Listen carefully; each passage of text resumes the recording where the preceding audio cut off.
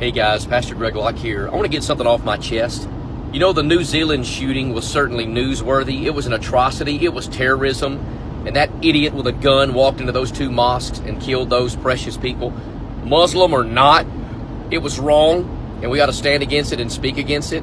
A lot of that stuff happens, and it makes the news immediately. But you know what's not making the news? The hundreds of Christians right now that are dying in Nigeria at the hands of Islamic terrorists.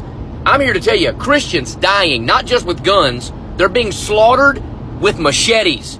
Breitbart News is the only conservative outlet that's even covered it. No major news network.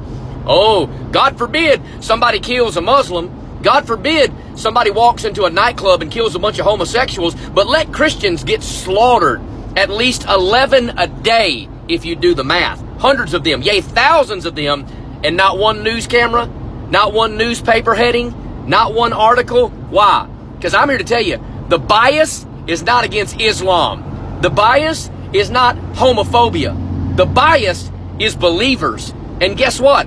We're not talking about white privileged believers either. That bunch of stupid nonsense. We're talking about black Christians. You hear me?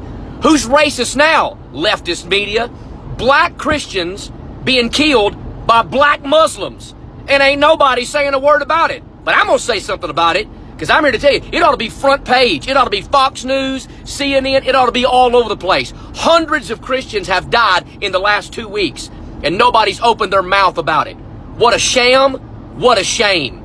I'm here to tell you, Christians are dying at an alarming rate.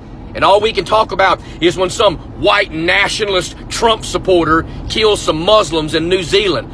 He was wrong. He was wicked. It didn't have nothing to do with Trump. The guy was an idiot psychopath. That's all there is to it. You let somebody shoot up one of our schools in the next couple of days, it'll be everywhere. But you let Christians die at the hand of Muslims by butchered machetes, and nobody opens their mouth. Nobody states a peep about it. You know why? Because I'm here to tell you, the real prejudice is against Bible-believing Christianity. And it's not just in America, it's around the world. If that chaps your hide, unfollow my page right now. I'm here to tell you, I'm standing up for brothers and sisters that believe the Bible and support the gospel of Jesus Christ. And I'm here to tell you, they're dying. They are martyrs for Christ.